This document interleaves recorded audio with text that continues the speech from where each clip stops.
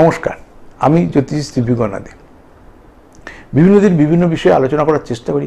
মানুষের কিছু চাওয়া পাওয়া যেগুলো জানকারি চলতে ফিরতে সবসময় দেখতে পাই, তার মধ্যে থেকে টিপসের অনুষ্ঠান। সবার প্রচুর টাকা খরচ করে মানুষের সব কিছু কেনার মতো সামর্থ্য নেই।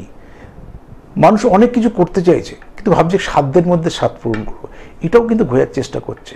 এটা মানুষের ভুল না, আমাদের আর্থিক পরিস্থিতি। আমরা তো সবাই শপিং মল বানাতে পারবো না, আমরা সবাই তো 1 কোটি টাকা দিয়ে দোকান কিনতে পারবো না। সারা জীবনে 1 কোটি টাকার মুখই হয়তো অনেকে দেখিনি, তাহলে 1 কোটি টাকা দিয়ে দোকান কিনবো কি করে? কিন্তু আমাদের কাছে যেটা মনে হচ্ছে সব থেকে কঠিন, সেটা কারো কাছে সহজ। তাই তো জায়গাগুলো সেল হয়ে যাচ্ছে, বিক্রি হয়ে যাচ্ছে।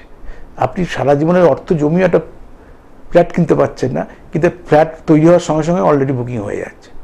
তাহলে এ তো চলতেই থাকবে। আমরা আমাদের জীবনে কি করব, সাময়িক কী করলে আপনি রিলিফ পেতে পারেন, তার একটা ধারণা দেওয়ার চেষ্টা করছি। আর্থিক সচ্ছলতা বৃদ্ধির জন্য এটা কমন একটা চিন্তা ভাবনা। আমরা ছোটোবেলার যখনই জন্মাই, একটু বড় হয়ে জ্ঞান হচ্ছে ভালো থাকবো, ভালো খাবো, ভালো পড়বো। এটার জন্য কমন আমরা এডুকেশন করি। এডুকেশন করে কেউ চাকরির দিকে যায়, কেউ ব্যবসা বাণিজ্যের চিন্তাভাবনা পরে করি। ছোটোবেলায় কেউ ব্যবসা বাণিজ্যের কথা আমরা ভাবি না। তাহলে এখন যে সিচুয়েশন আসে, আপনি ব্যবসাদার হোক, আপনি চাকরিজীবী হোক, তাহলে আমার আর্থিক সচ্ছলতা আসছে না। যদি আর্থিক সচ্ছলতা দেখতে হয়, যেমন ছকে দেখি একাদশপতি কোথায় রয়েছে, ধনপতি কোথায় রয়েছে, পঞ্চমপতি কোথায় রয়েছে, সেটা যেহেতু দেখতে পাচ্ছি না এখন, আপনার স্টারের অবস্থান জানি না। সাময়িক আর্থিক সচ্ছলতা বৃদ্ধি ঘটানোর জন্য টিপস। তাহলে আর্থিক সোর্স অফ ইনকামটা যেন আমার বাড়ে, তাহলে আপনাকে মাথায় রাখতে হবে যে বৃহস্পতি অর্থাৎ 3মুখী রুদ্রাক্ষ, আর হচ্ছে বামুনাটি আর বৃহদ্বারক, এই দুটো কম্বিনেশনের গাছ একই দিনে বাড়িতে টবে পুঁতবেন, নিজের হাতে পুঁতবেন, টবের মধ্যে পুঁতবেন, সেটা পূর্ব উত্তর কোণাকুনি রাখবেন। রেখে আপনি নিজের নাম গোত্র বলে বুধবার থেকে জল দেওয়া চালু করবেন। প্রত্যেক দিন জল দেবেন, আর সপ্তাহে বুধবার করে নিরামিষ খাবেন।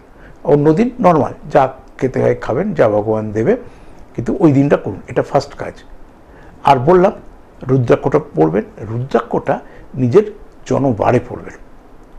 আপনার জন্মবার সোম হতে পারে, জন্মবার রবিবার হতে পারে, জন্মবার শনি হতে পারে, যে কোনো দিনই, যেদিন আপনার জন্মবার সেই দিন আপনি রুদ্রাক্ষটাকে ওই দিন শোধন করে পড়ে। একটা মায়ের মন্দির বা আশেপাশে বজরংবলী মন্দির থাকে, সেই মন্দির থেকে নিজের নাম গোত্র বলে শোধন করে নিয়ে এসে পড়ুন।